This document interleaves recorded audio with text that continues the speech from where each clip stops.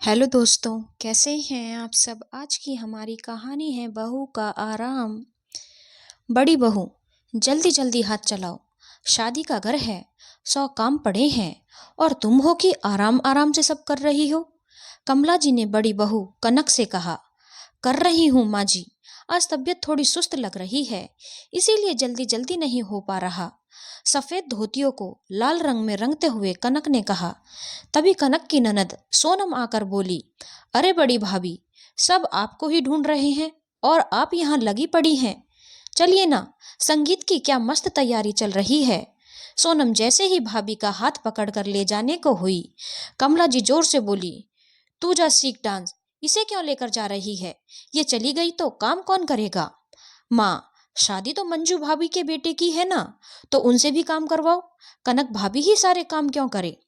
मंजू भाभी मजे से बस अपने साथ श्रृंगार और डांस प्रैक्टिस में लगी हुई हैं और यहाँ कनक भाभी काम पर काम किए जा रही हैं। किसी को उनकी जरा भी परवाह नहीं। सोनम थोड़े गुस्से में बोली, बेटा तू शादी में मजे करने आई है कर, तुम्हें तो काम करने को नहीं कह रही ना। अब इस उम्र में मुझसे काम नहीं होते। मंजू को ये सब काम आते नहीं और कनक तो सब काम में माहिर है, इसीलिए उसे करने दे। कमला जी बेटी को समझाते हुए बोली, रहने दो माँ, सब समझ आता है, ये कोई नया नहीं कर रही हो आप। जब सौरभ और पीहू की शादी थी, तब भी कनक भाभी ने सब काम संभाले, क्योंकि वो दोनों उनके बच्चे थे। तुमने ही कहा कनक को ही करने होंगे। तब भी मंजू भाभी बस सज धज कर मेहमानों की तरह बैठी थी। इस बार उनके बेटे का ब्याह है, तब भी उन्हें सब कामों से आजाद कर रखी हो। बस तैयार होकर लड़के की माँ की भूमिका अदा करने आ जाती हैं और कनक भाभी सब करके भी पीछे रह जाती हैं। तारीफ मंजू भाभी के हिस्से आ जाती है। वाह क्या तैयारी है, कहते हुए सोनम वहां से चली गई। कनक अपने बिखरे काम को निपटाने में व्यस्त हो गई। देखो कनक बहू, सोनम की बात पर ज्यादा ध्यान मत देना। 15 साल हो गए शादी को, पर बचपना न गया उसका। कमला जी कनक को समझाते हुए बोली। कनक कुछ न बोली, जानती थी इस घर में उसकी वैल्यू मंजू से कम ही आंकी जाती है। अमीर घराने की मंजू काम करने की आदत नहीं रही। संजोग से पति रजत की नौकरी ऐसी कि सारे ऐसो आराम मिल रहे थे, पर कनक का पति विजय ऐसे ही किसी कंपनी में नौकरी करता था। तनख्वाह भी ज्यादा नहीं थी, पर कनक सब कुशलता से संभाल रही थी। मंजू जब तक कमला जी को तोहफे देती रहती, जिससे वो मंजू के गुणगान गाती और उसे ज्यादा काम करने को ना कहती। हर बात पर कनक से ही कहती रहती कि तुम्हें सब कामों की बढ़िया जानकारी है, मंजू को कुछ आता नहीं, सिखाने जाओ तो उतने में तो तुम ही कर दोगी। और बस ऐसे में कमला जी कनक पर काम का बोझ डालती जा रही थी। कनक ने अपने बच्चों की शादी में भी खुद ही सब कुछ किया। मंजू ने जरा ना सहयोग किया, बस उसका सारा ध्यान खुद पर रहता था।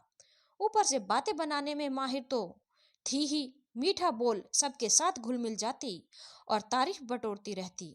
उधर कनक कितना भी काम कर ले, कमला जी नुस्ख निकालती और सबके सामने डांटने से परहेज न करती। विजय कई बार कमला जी को समझाता, माँ तुम ये कनक को हर समय डांटा डांटा मत करो, अब बहू आ गई है, अच्छा नहीं लगता। पर वो किसी की सुने तो ना, जो बेटे की बात सुनती। जब तक पति जीवित थे वो भी समझा समझा कर हार गए थे। सोचते सोचते कनक काम निपटा कर कमरे में जाकर लेट गई।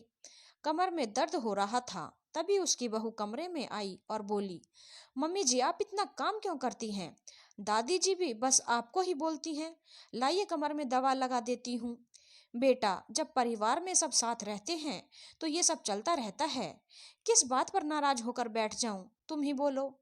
कनक आह भरते हुए बोली। तभी मंजू किसी काम से कनक के कमरे में आई तो उसे लेटे देख बोली, दीदी आप यहाँ हो, माँ जी कब से आपको बुला रही हैं, जाने कौन सी रस्म अब करनी है।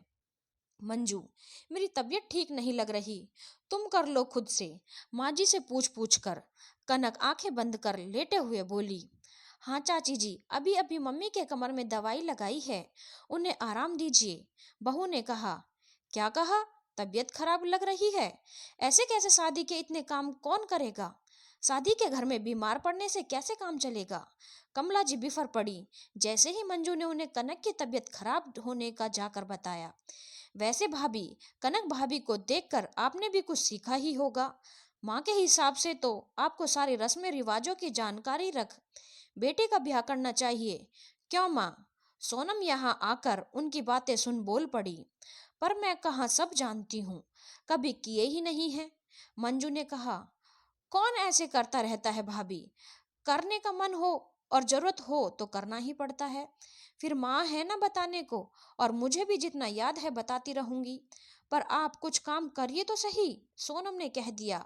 तो कमला जी को भी समझ आ रहा था ये सब उनकी ही लगाई आग है, कहीं बेटे भी बोलने ना आ जाएं ये सोचकर उन्होंने मंजू से कहा, वैसे बहू सोनम कह तो सही रही है, बेटे के ब्याह के लिए कुछ काम तो तुम्हें भी करने चाहिए, नहीं तो सीखोगी कैसे। मंजू को भी लगा बेटे का ब्याह है, कनक भाभी पर आश्रित रहने से कहीं दिक्कत ना हो जाए। वो भी लग गई रस्में सीखने में ताकि सब काम समय पर निपट जाए। उधर जब कनक को ये पता चला कि मंजू काम कर रही है तो वो मन ही मन अपनी ननद सोनम का धन्यवाद कर रही थी, क्योंकि उसने ही कहा था, भाभी आप जितना करोगी उतना सब आप पर थोपते जाएंगे। माँ को तो देख ही रही हूँ, अब जो करना है वो आपको ही करना होगा, नहीं तो ना पहले शादी में मजे कर पाई थी ना इस बार कर पाओगी। कनक ने भी अपनी क्षमता से ज्यादा काम का बोझ लेकर खुद को बीमार कर लिया था। उसे भी लग गया कि वो बस कहीं काम के चक्कर में शादी में शामिल ना हो सके। दोस्तों, कुछ लोगों की आदत होती है कहते रहने की कि मुझे कुछ नहीं आता, और जो करता है उस पर ही सारी जिम्मेदारियां थोप दी जाती हैं। फिर आजकल जिसके पास पैसा होता है उसके परिवार में पूछ भी होती है। ऐसे में परिवार के बड़ों का फर्ज होना चाहिए वो बच्चों में या बहुओं में भेद न कर बराबर का मान सम्मान दे, नहीं तो कुछ का हाल कनक जैसे ही हो जाता है। धन्यवाद दोस्तों। अगर आपको कहानी अच्छी लगी हो तो चैनल को लाइक शेयर और सब्सक्राइब करना ना भूलें।